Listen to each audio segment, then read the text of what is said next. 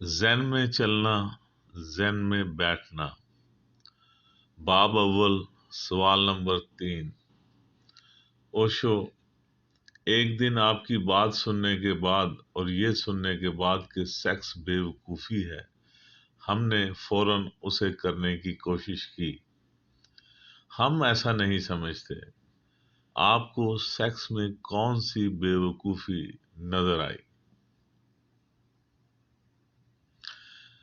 रिथमो और देवा मस्तानिंदो, मैं आपको दूसरी चीज़ों के बारे में बताता रहा हूँ, क्या आपने कभी उन्हें भी आजमाया है? मैं आपको रोज़ाना मुराकबा के बारे में बताता हूँ और आप उसे मुलतवी करते चले जाते हैं। और सेक्स करने की तुमने फौरन कोशिश की। आपने मुझ पर बड़ा एहसान किया। आपने इसे यहाँ नहीं आजमाया। ये इस हमाकत को जाहिर करता है। सेक्स बेवकूफ़ी नहीं है, आप बेवकूफ़ हैं। आपकी वजह से नाक़स सेक्स भी बेवकूफ़ी बन जाता है और आप कभी नहीं जान पाएंगे जब तक कि आप थोड़ा ऊंचा ना उठें। जब तक आप थोड़ा ज़्यादा होशियार ना होंगे, आपको हमाकत नज़र नहीं आएगी। आप इसे एक ही सतह पर बाकी नहीं देख सकते। कोई भी इसे नहीं देख सकता। पागल खाने जाओ, किसी दीवाने से पूछो क्या तुम पागल हो, वो तुम पर पागल हो जाएगा, लेकिन कोई पागल कबूल नहीं करेगा कि वो पागल है। वो कहेगा तुम क्या कह रहे हो, मेरे सिवा सारी दुनिया पागल है, मैं बिल्कुल समझदार हूँ। कोई पागल कबूल नहीं करता कि वो पागल है। अगर कोई पागल कबूल कर लेता है कि वो पागल है, तो ये यकीनी अलामत है कि वो अपने जुनून से बाहर निकल रहा है, वो समझदार हो रहा है। आप उसकी हमाकत को उस वक्त तक नहीं देख सकेंगे जब तक कि आप थोड़ा सा और मुराकबा नहीं सीखेंगे, ताकि आप मुशाहिदा कर सकें, ताकि आप अलग रह सकें, ताकि आप किसी मुकाम से देख सकें, ताकि आप थोड़ा सा नुक्ता नज़र रख सकें। अभी आपके पास कोई नुक्ता नज़र नहीं है। आप बहुत करीब हैं, आईने के बिल्कुल करीब खड़े हैं। आपकी नाक आईने को छू रही है और आप अपना चेहरा नहीं देख पा रहे। ये आईने का कसूर नहीं है, आपको थोड़ा सा पीछे हटना पड़ेगा, फिर आईना आपकी अक्कासी कर सकता है। आप बहुत ज्यादा करीब हैं। सेक्स सबसे बड़ा जुनून लगता है, इसका सारा क्रेडिट पादरियों को देना होगा। सदियों से वो जिनसी ताल्लुकात को गुनाह करार देते रहे हैं और उन्होंने इसे जुनून बना रखा है। मैं सेक्स को गुनाह नहीं कहता, मैं इसे सिर्फ बेवकूफ़ी कहता हूँ। मैं ये नहीं कह रहा हूँ कि आप जहन्नम में चले जाएंगे। आपको इससे ज्यादा जहन्नम की और क्या जरूरत है। आप पहले ही इसमें मुब्तला है। और ये सेक्स आपको क्या देता है? ये सिर्फ आपको मसरूफ रखता है, एक दूसरे में मशगूल रखता है, ताकि आप अपने आप से बच सकें। ये इसकी बुनियादी हमाकत है। ये आपको ला इल्म रखता है, क्योंकि ये आपकी खुदी को नजरअंदाज करता रहता है। मर्द को औरत में दिलचस्पी है, औरत को मर्द में दिलचस्पी है। हर कोई दूसरे में दिलचस्पी रखता है। ऐसा लगता है जैसे दूसरे के पास वो सब कुछ है जिसकी आपको जरूरत है, और दूसरा भी यही सोच रहा है کہ آپ کے پاس وہ سب کچھ ہے جس کی اسے ضرورت ہے۔ دونوں بھکاری ہیں اور یہ سمجھتے ہیں کہ دوسرے کے پاس بادشاہی ہے۔ جلد یا بدیر آپ مایوسی محسوس کرتے ہیں، لیکن آپ کی مایوسی آپ کو کبھی کچھ نہیں سکھاتی۔ کچھ بھی سیکھنا بہت مشکل ہے۔ اگر ایک عورت آپ کو ناکام کر دیتی ہے تو آپ دوسری عورتوں کی طرف دیکھنا شروع کر دیتے ہیں۔ اگر ایک مرد آپ کے معیار پر پورا نہیں اترتا، اور کوئی مرد اتر بھی نہیں سکتا، کوئی عورت ایسی نہیں ہو سکتی، کیونکہ یہ ممکن نہیں ہے، یہ چیزوں کی فطرت میں نہیں ہے، تو آپ دوسرے مردوں کی طرف دیکھنا شروع کر دیتے ہیں۔ اور یہاں ہر قسم کی کجروی موجود ہے، لیکن کسی بھی ناسمجھ سے پوچھیں تو وہ یہ نہیں کہے گا کہ اس میں کوئی حماقت نظر آتی ہے۔ ایک فرانسیسی شخص کسی کی بیوی سے پیار کر رہا تھا کہ اچانک اس کا شوہر اپنے پروگرام سے 2 دن پہلے ہی واپس آ پہنچا۔ اسے دیکھتے ہی فرانسیسی جھٹ سے کمرے سے باہر نکلا اور ایک بڑے پرندے کی طرح اڑنے کی ایکٹنگ کرتا ہوا بھاگ نکلا۔ تاہم ناراض شوہر نے رائفل پکڑی اور فرانسیسی شخص کی گیندوں کو گولی سے اڑا دیا۔ فرانسیسی نے اپنی لمبی زبان نکال کر کہا، اس سے کچھ فرق نہیں پڑتا، تم مجھے بہت مس کرو گے۔ اب اگر آپ اس فرانسیسی سے پوچھیں تو وہ یہ نہیں کہے گا کہ وہ احمقانہ کام کر رہا ہے، وہ دنیا میں سب سے شاندار کام کر رہا ہے۔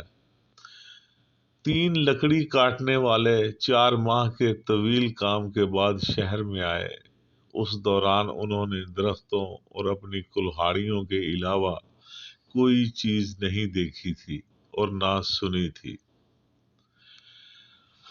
وہ شہر میں آتے ہی گھنٹوں کے اندر ہی وہ مکمل طور پر نشے میں چور ہو گئے۔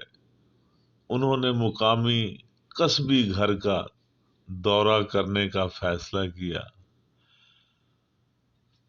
وہاں کی طوائف نے خود کو ٹھیک کیا، کیونکہ وہ صرف 2 لڑکیاں ہی پیش کر سکتی تھی اور اپنے تیسرے گاہک کو کھونا نہیں چاہتی تھی۔ اس لیے اس نے لڑکیوں میں سے ایک کو کہا کہ اس کے لیے ایک ڈمی گڑیا کو بیڈ پر رکھ دو، جبکہ 2 لکڑی کاٹنے والوں کو اصل لکڑیوں کے ساتھ بستر پر لے جایا گیا۔ ان میں سے جو سب سے زیادہ نشے میں تھا، ڈمی اس کے بستر پر بچھا دی گئی۔ اگلی صبح جب تینوں کی ملاقات ہوئی تو انہوں نے اپنے تجربات کی رپورٹوں کا تبادلہ کیا۔ جب اپنا اپنا تجربہ بتانے کی باری آئی تو اس شخص نے جس کے پاس ہوا بھری ہوئی گڑیا تھی، اس نے کہا، پہلے تو یہ بہت اچھا لگا، لیکن وہ بہت خاموش تھی۔ پھر جب میں نے اس کے نپل کو کاٹا تو اس نے ایک بڑا پادنا دیا اور کھڑکی سے باہر اڑ گئی۔ رتمو اور مستانند، آپ یہ نہیں دیکھ پائیں گے کہ آپ کیا کر رہے ہیں۔ تھوڑا زیادہ غور کریں اور اتنی جلدی نہ کریں کہ میں نے آپ کو بتایا اور آپ فوراً ہی کرنے نکل پڑے۔ ایسے لگتا ہے کہ یہ صرف ایک بہانہ تھا۔ آپ کو یقین تھا کہ آپ تجربہ کر رہے ہیں، آپ کو یقین ہے کہ آپ جاننے کے لیے کچھ کر رہے ہیں۔ لوگ ہر طرح کی باتوں پر یقین کر سکتے ہیں، لیکن آپ مجھے دھوکہ نہیں دے سکتے۔ لوگ عقلیت پسندی پر چل سکتے ہیں۔ آپ کو لگتا ہے کہ آپ نے ایسا کیا کیونکہ میں نے کہا کہ سیکس بے وقوفی ہے۔ آپ نے یہ بہرحال کیا ہوگا، یہاں تک کہ اگر میں کہتا کہ سیکس بہت عقل مندی کا کام ہے تو آپ پھر بھی کرتے۔ اگر میں نے سیکس کے بارے میں کچھ نہ کہا ہوتا تو آپ پھر بھی سیکس کرتے۔ اپنے ذہن پر نظر ڈالیں، یہ سمجھنے کی کوشش کریں کہ آپ اپنے آپ کو کیسے عقلی دھوکہ دیتے ہیں، اور آپ سمجھ نہیں سکتے کہ میں کیا کہہ رہا ہوں جب تک کہ آپ شعور کی اس حالت سے جہاں آپ اب موجود ہیں تھوڑا اوپر نہیں اٹھتے۔ اگر مزید دیکھنا چاہتے ہیں تو آپ کو تھوڑا اوپر اٹھنا ہوگا۔ ایسے لگتا ہے کہ جیسے تم سڑک پر کھڑے ہو اور میں درخت کی چوٹی پر بیٹھا ہوں، اور میں آپ سے کہتا ہوں کہ ایک بیل گاڑی سڑک پر نظر آ رہی ہے، اور آپ کہتے ہیں کہ مجھے کوئی بیل گاڑی نظر نہیں آ رہی، یہاں کوئی بیل گاڑی نہیں ہے، لیکن میں دیکھ سکتا ہوں۔ میرا نقطۂ نظر بڑا ہے کیونکہ میں بلندی پر ہوں۔ آپ کو بیل گاڑی صرف اس وقت نظر آئے گی جب وہ آپ کے بہت قریب آئے گی، اور پھر چند گز کے بعد دوبارہ غائب ہو جائے گی، اور میں تم سے کہوں گا کہ یہ غائب نہیں ہوئی، یہ اب بھی سڑک پر موجود ہے، لیکن آپ کہیں گے کہ وہ اب نہیں ہے، وہ چلی گئی ہے۔ آپ جتنا اونچا اٹھیں گے اتنا ہی آپ دیکھ سکیں گے، اور جب آپ آخری اونچائی پر پہنچ جاتے ہیں جہاں بدھا اور آپ سب کچھ دیکھ سکتے ہیں، پھر نہ ماضی ہے اور نہ مستقبل، پھر صرف موجود ہے۔